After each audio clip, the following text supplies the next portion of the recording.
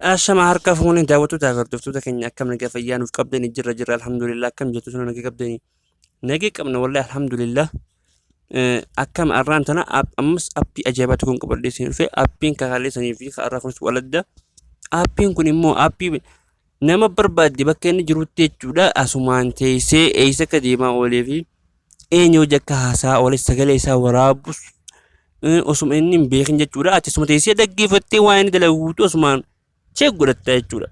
Appii sanii isin garsiisa irraan tana nafaana tura. Egaa appiin kuni appii baay'ee nama das nama jawudha appii kanarra akka gammaddan abdiin qaba. Appiin kun immoo isa kam jeetu ne barbaaddan kun appiin asuma jira. Immoo garuu san dura warra chaanala keenya faareetti chaanala keenya kana subscribe godhuu hin dagatinaadha. Appii sanitti hin dabarsa appiin san kunoo appii bareedaa tokko isa kana appiin jechuudha. Appii kanarraa immoo bu'aa guddoo akka argattan hin beeka. Appii kana jalqaba erga seentanii booda akkaataa inni itti banamu isin agarsiisa na obsa. Egaa appiin kuni kunoo jalqaba find my kids jira Play Store irraa argachuu dandeessanii immoo jalqaba seentanii inni appilikeeshinii nama ijoollee barnoota mana iskool fa'aa ittuma ijoollee san eeguudhaaf jira. Garuu immoo isin ijoollee teessumichaa osoo hin ta'in abbaa barbaaddan ittiin eeguu dandeessan jechuudha. Last coming home she will arrive in 7 minutes jira. Daqiiqaa 8 dura jechuudha. Kaniif inni ammaan tana asii deemu jiru jechuudha. Isarraa akka isa dhaqee deema sana sigarsiisa. Inni lammaffaadha immoo sagalee teessan sagalee inni haasa'e jechuudha. Asitti sa'aatii hanga inni haasa'ee fi daqiiqaa hanga inni haasa'e asitti walitti qabee jechuudha. Isin waan guyyaa deemaa waliin dhaggeeffattanii jechuudha. Inni kaan immoo asitti jechuudha. Appilikeeshinii yeroo jalqaba bantanii sheer godhee jalqaba isirratti immoo personaalii isaa jechuudha. Daataa isaatti wajjin wal qunnamsiisuun dirqama jira jechuudha. Asitti immoo saayikila yookaan makiinaan deemu jechuudha. Konkolaataas ta'e waammatee jechuudha. Reedbuukii fi waa hunda jechuudha. Akkaataan itti fayyadamu asirratti ilaaluu dandeessan jechuudha.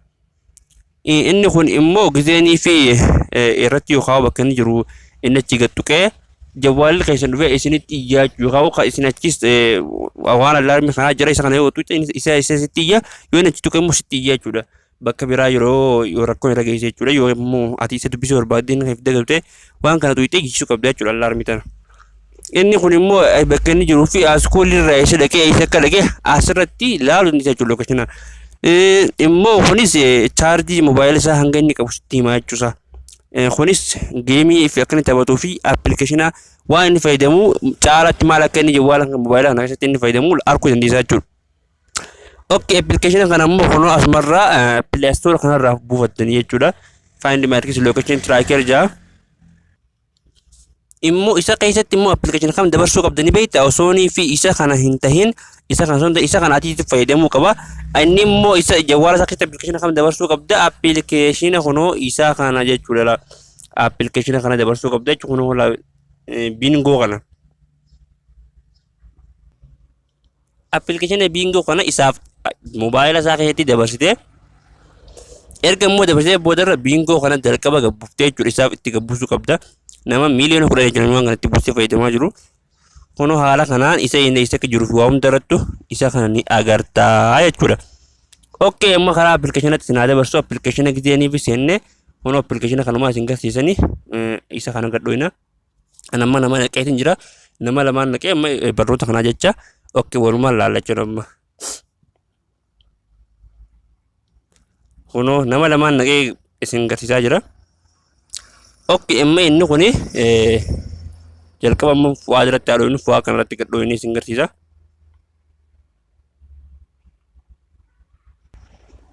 Okay, fu'aa kanarra gizeen gadhee kunoo eessa akka inni deemaa oolee asumaan laaltanii jechuudha kunoo eessa shaaraa akka inni dhaqee kunoo eessa naan amma eessa jira kunoo amma inni akkuma gartan kana amma inni bakka sana jira jechuudha as jira inni eessa deemaa oolee kana guutuu keessa naanna'aa oolee. Kana guutuu keessa hunda naanna'aa oola asiin deemee asiin akkanatti asiin dhufee asiin shaaraa kana biyya akka inni deemsee deemu takka agartaa jechuudha. Haala kanaan jechuudha. Kunoo asiin naanna'ee asiin dhufe akkanatti jechuudha.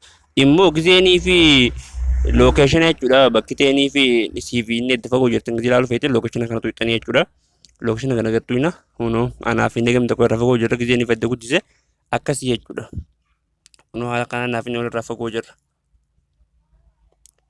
Immoo kunoo asirratti gizee dhuftanii kunneen bakka sagalee bakka waan adda addaa jala kanarra jiraachuu sirratti ilaaluu dandeessan kun wala asirra sagalee fi waan adda addaa kana jala seentanii itti fayyadamuun isinirra jira kun sagalee asii ilaaltanii asiin sagalee tana gattuuxaniiti aad gootanii sanbooda ittiin seenuu dandeessu sagalee ammas asiin gizee gadhoo itti bakka diimaa kanarratti asiin haala kanaan eessa akka dhaqee fi kiiloomeetira hanganni deemee waan deemu guutuu asirraadha erga gadhoo itti ilaaluu dandeessaa jechuudha.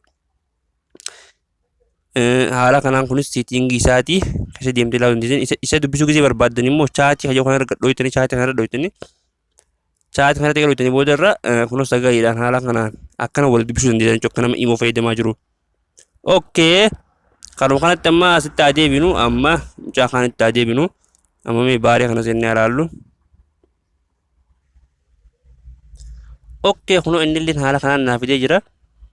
Naaf inni xiqqoo immoo wal bira jirra kunoo inni asiin jira inni immoo eessa akka dhaqee dhufe jechuudha ganama kana kun walaa karaan irra deemee dhufe laa haala salphaa ta'een jechuudha nama kana immoo jalqaba namni waan godhe namni irra guddaan akka itti hubatu appilikeeshinii osuma namni jawwaala nama sanii keessa gadi hin buusini itti fayyadamuu jechuudha danda'uu yaada laakiin akkasii miti jalqaba appilikeeshinii isaan dura isin gateessanii jawwaasa keessa gabbuuftanii isin immoo kana gabbuufattanii wal qunnamsiistanii haala saniin hordofuu dandeessan yookaan abbaa barbaadan akkasitti hordofuu dandeessan inni appilikeeshinii irraa hin eegu appilikeeshinii isaa keessatti hin mul'atu dhoksaan ta'a garuu immoo ati immoo isanii hordoftaa jechuudha.